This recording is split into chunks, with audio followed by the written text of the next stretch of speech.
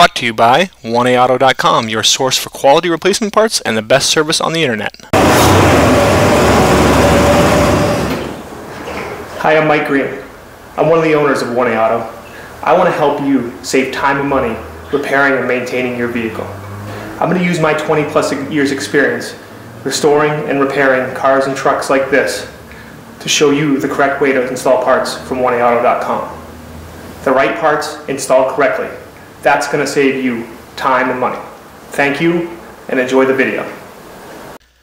In this video, we're going to replace the ignition coil on this 4-cylinder PT Cruiser. Not that difficult of a repair, although it is a little time-consuming because you have to take a couple other things apart. And this is the same for many of the 01 to 09 PT Cruisers.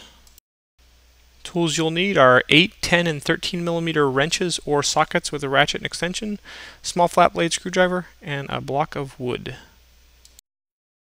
So your engine coil is located right down in here.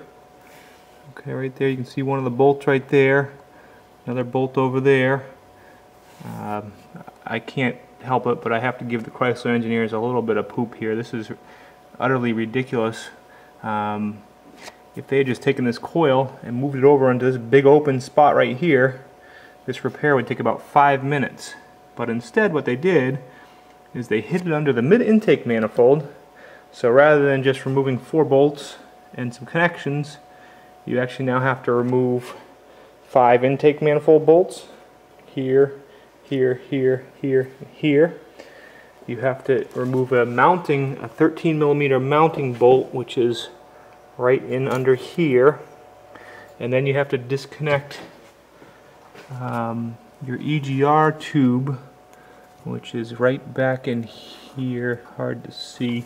Go from the top. It's this tube coming in right here. It's got a 13 millimeter bolt over there and a 10 millimeter bolt here. Okay, first I'm going to take a 13 millimeter socket with a long extension and a ratchet, and I'm going to go in from behind and get this 13 millimeter mounting bolt here. Okay, fast forward a little bit as I remove that bolt. Now with just my 13 millimeter socket on the ratchet, go in back here, and the 13 millimeter bolt on the EGR tube. Now we'll fast forward again. I kind of loosen it with a wrench, and then that bolt actually pretty easily turns and spins out by hand.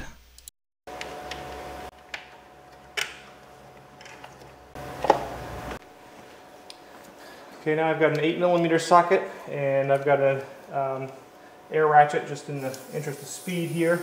So I'm going to get the 8 millimeter bolt on my EGR tube.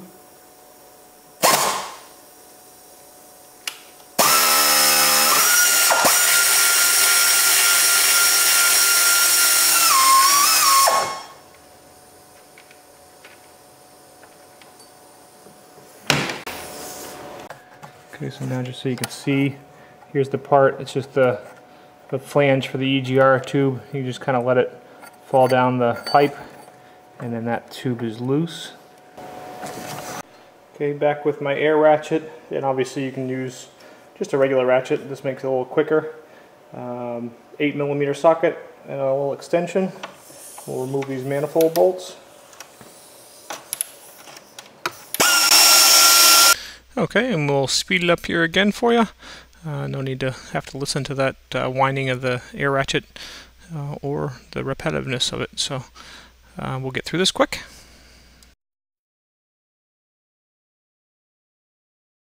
Now with all that loosened up, just take your intake manifold, lift it up. Just going to use a little piece of 2x4, stick it in there just to support it. Now you can see I have nice open access to my coil. Now remove your plug wires. Okay, when you unplug these, they're going to pretty much stay in place. You can label them if you want to, but with only 4 of them, it's pretty easy to remember where they go. You just twist and pull. On this side, same thing. Twist and pull, twist, pull. Okay, from under here, another little over-engineering. So there's a locking clip here that you need to push out backwards, and then there's another locking mechanism here. So why they need to double lock it, I'm not sure. Okay, and here I'm going to use a small screwdriver. I'm going to start by pushing the red locking clip back, and then kind of repositioning and try and push it through.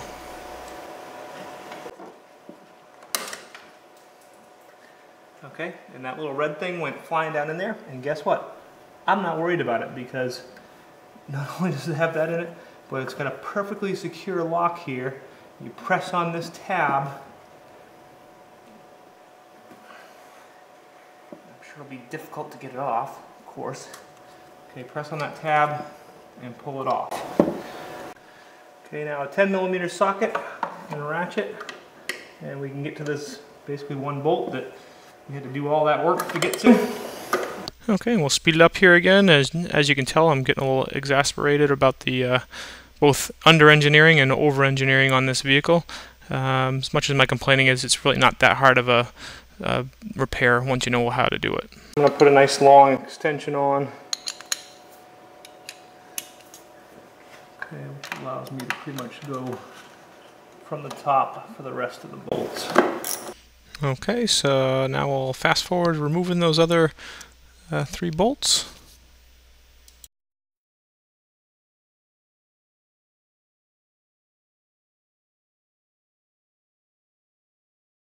And now your coil can just lift up and bring out really either side, and bring out the passenger side. Okay, there's the original coil, new coil from 1A Auto. Okay. See, they're all pretty much the same. Most importantly, their connectors are the same. Okay. Coil goes in with the connector over towards the driver's side. Down into place. Okay, gonna hit a little fast forward again here as I start all 4 bolts first. And you put the bolts down in and then just kind of move the coil back and forth a little bit. The bolt goes down further and then threads in. And then keep the fast forward going as I get out the air ratchet and preliminarily tighten all 4 of the bolts that are holding the coil. And now I use a hand ratchet just to check and make sure that they're all snug and you don't want to over tighten them. Okay. Reconnect our harness. Push on there nice and tight. Okay. Okay. This further cylinder goes over here. Okay. This middle one bends right in here. Okay. This one connects right here. And this one connects right here. Okay, so now we can take our piece of wood out of here. And then this is what you want to be careful of. You don't want to pinch this bracket in between. So what you can do is kind of lift it up, balance it on there like that. Put your manifold down. And then just knock it right almost into place there. Line the manifold up. And now we'll start all our bolts. Start that one first with that bracket. Just kind of put it down in place. Okay, and we'll fast forward through this, and we're just putting them in and starting them. We're not tightening them up yet. Okay, reconnect this hose. Okay, so now I'm just reaching right under. Put this bolt into place. Just kind of shake the whole manifold, pull it around a little bit. Start that bolt. Okay, I've got my 2 bolts for my EGR tube. What you're going to have to do is that flange usually drops down. So my tube's actually still in the manifold, which is good. I'm just going to reach down here with this hand, find that flange, slide the flange up. Okay. Just gotta look at the flange, make sure you put the large bolt in the large hole first. And just kind of looking back in here, same thing, put the bolt in, kind of pull the manifold a little bit and start it. Always kind of have to lift up a little bit on the manifold, get the bolt started in. And then our 8mm bolt on the other side.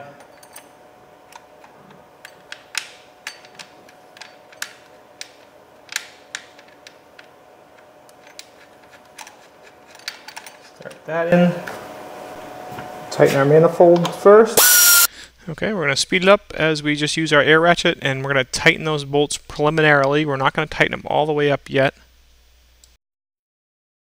And now we change to the hand ratchet, and then we tighten them up. And you want them firm. You don't want to over tighten them. They probably should be tightened to about, I'd say about 8 to 9 foot-pounds. And keep the speed going as we use our air ratchet, tighten that back EGR valve bolt, and then use the hand ratchet. And put on our extension and tighten that mounting bolt there. And then last but not least, we'll tighten up that EGR valve, the other EGR valve bolt, and you should be all set. We hope this helps you out. Brought to you by www.oneaauto.com, your source for quality replacement parts and the best service on the internet. Please feel free to call us toll-free 888-844-3393. We're the company that's here for you on the internet and in person.